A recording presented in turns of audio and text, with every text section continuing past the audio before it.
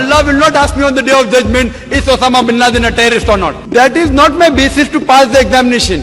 That do you agree Saddam Hussein is a terrorist or not?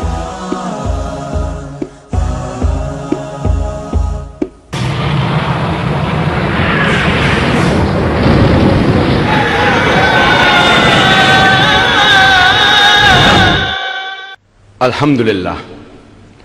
Wassalatu wassalam ala Rasulillah wa ala alihi wa sahbihi ajmain.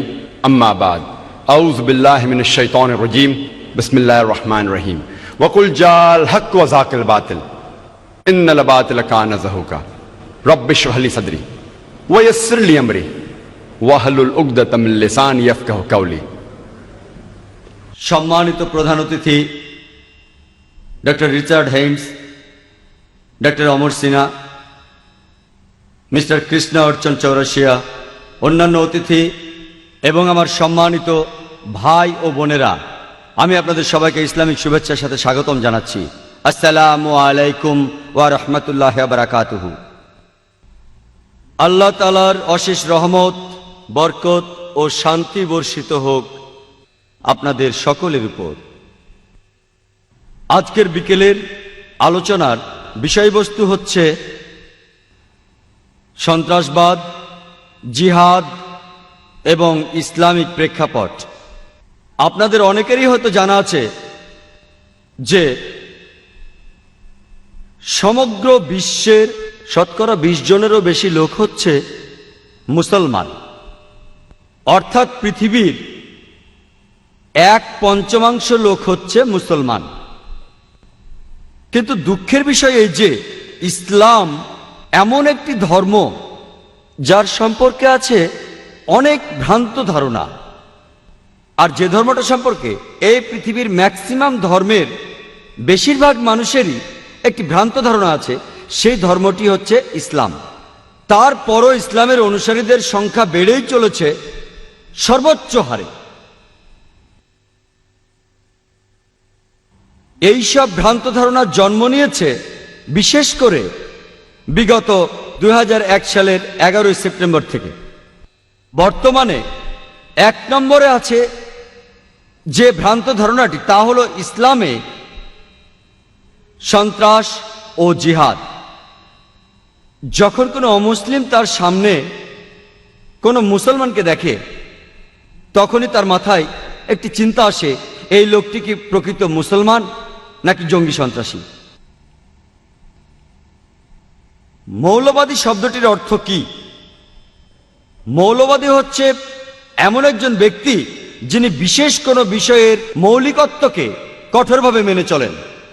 উদাহরণস্বরূপ, যদি কোনো ডাক্তারকে ভালো doctor হতে হয় তবে তাকে অবশ্যই চিকিৎসা শাস্ত্রের মৌলিকত্ব সম্পর্কে ভালোভাবে জানতে হবে। আর যদি সে একজন মৌলবাদী না হয় তাহলে সে কখনোই ভালো ডাক্তার হতে পারবে না।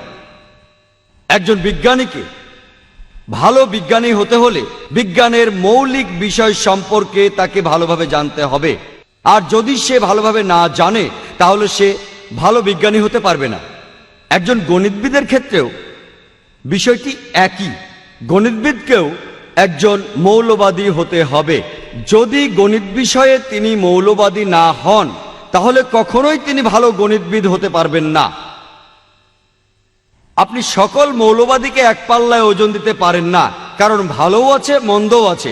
তাদের মধ্যে থেকে মৌলবাদের বিষয়ের উপর ভিত্তি করে আপনাকে বিচার করতে হবে কে ভালো মানুষ আর কে খারাপ মানুষ।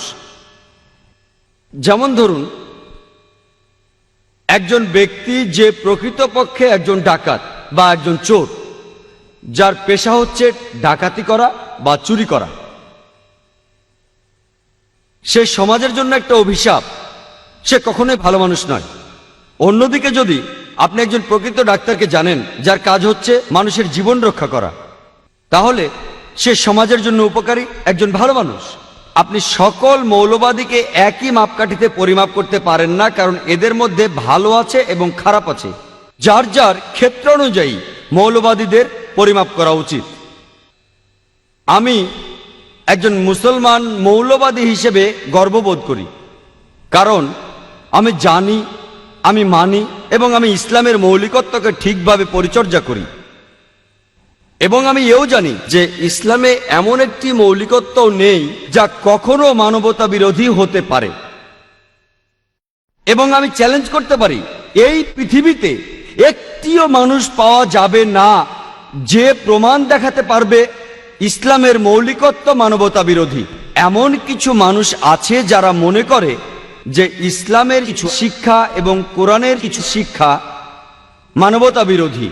কিন্তু আপনি যখন এর একটি প্রাসঙ্গিক ব্যাখ্যা করবেন, এর প্রেক্ষাপট তুলে ধরবেন, তখন একটি লোকও আপনি খুঁজে পাবেন না যে বলবে ইসলামের মৌলিকত্বের মধ্যে মানবতা বিরোধী কিছু আছে। এই কারণে আমি গর্ব করে বলতে পারি যে আমি একজন মৌলবাদী মুসলমান।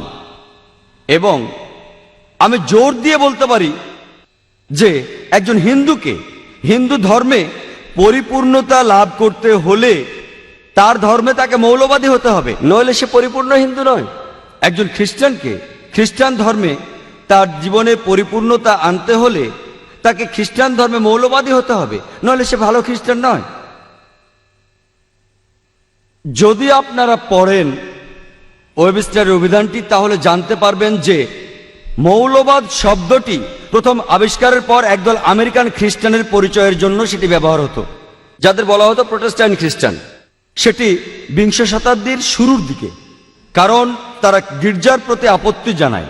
পূর্বে খ্রিস্টান গির্জায় এটা বিশ্বাস ছিল যে বাইবেলের আদেশ সব ছিল খোদা প্রদত্ত, কিন্তু প্রোটেস্ট্যান্ট খ্রিস্টানরা প্রতিবাদ করে এবং বলে যে শুধু বাইবেলের আদেশই নয়, আদেশ, শব্দ, বর্ণ সব খোদা প্রদত্ত। যদি কোনো ব্যক্তি প্রমাণ করতে পারে যে বাইবেলের শব্দগুলো খোদা প্রদত্ত, তাহলে সে মৌলবাদীদের পদক্ষেপ সফল পদক্ষেপ। আর যদি কেউ প্রমাণ করতে পারে যে বাইবেলের শব্দগুলো খোদা প্রদত্ত নয়, তাহলে সেটি ভালো পদক্ষেপ নয়। যদি আপনি অক্সফোর্ড অভিধানটি পড়েন, তাহলে জানতে পারবেন যে মৌলবাদী হচ্ছে এমন একজন ব্যক্তি যিনি যে কোনো ধর্মের সত্যতা নিয়ে কঠোরভাবে সাধনা করে থাকেন। যদি আপনি অক্সফোর্ড ডিকশনারির নতুন সংস্করণটি পড়েন, তাহলে দেখবেন সেখানে সামান্য পরিবর্তন আছে। সেটা হলো, সেই মৌলবাদী এমন একজন ব্যক্তি যিনি যে কোনো ধর্মের সত্যতা নিয়ে কঠোরভাবে সাধনা করে থাকেন, বিশেষ করে ইসলাম।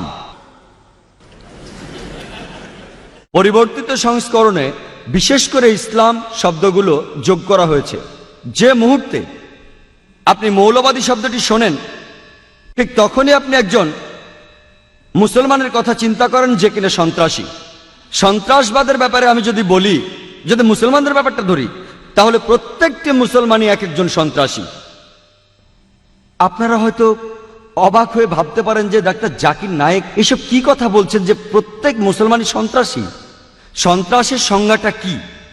সন্ত্রাসীর প্রকৃত অর্থ হচ্ছে যে অন্যায়ভাবে সমাজে মানুষকে ভয় দেখায়। একজন ডাকাত যদি কোনো পুলিশকে দেখে ভয় পায়, তাহলে সেই পুলিশ ডাকাতের কাছে একজন সন্ত্রাসী। তাই এই ধারণার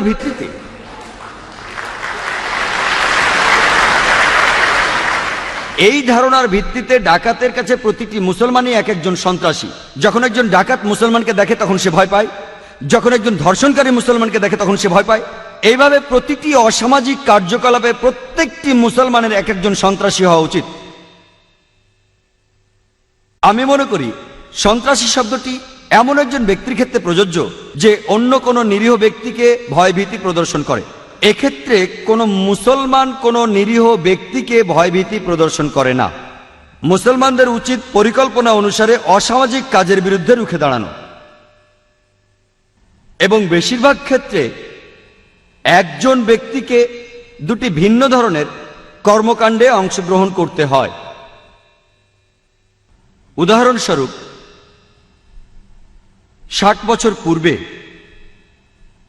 যখন আমরা ব্রিটিশদের দ্বারা শাসিত ছিলাম, যখন তারা ভারতকে শাসন করত তখন কিছু ভারতবাসী আমাদের স্বাধীনতার জন্য লড়েছিল।